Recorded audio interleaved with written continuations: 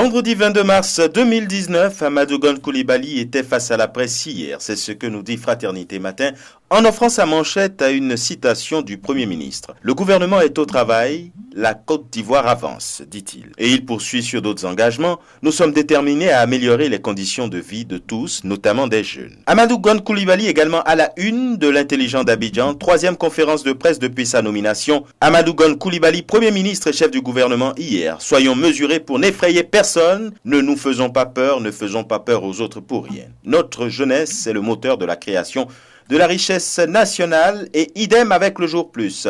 En conférence hier, Amadou Gon à propos de la présidentielle, nous aurons des élections en 2020, rien ne va se passer. Ne nous faisons pas peur et le journal d'offrir l'intégralité de la déclaration du Premier ministre.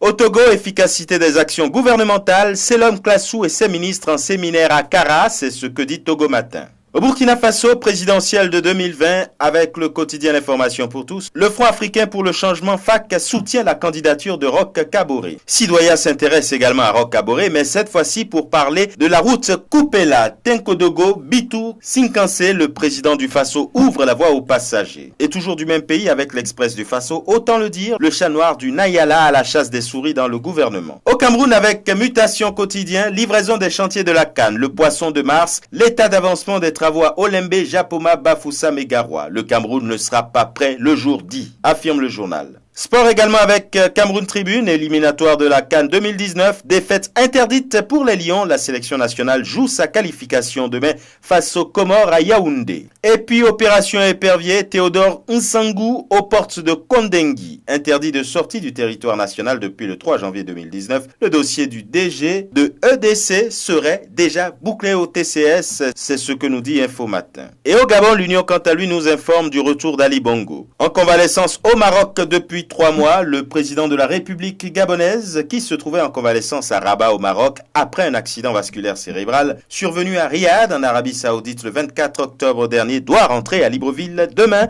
Et ce sera tout pour aujourd'hui. À la semaine prochaine.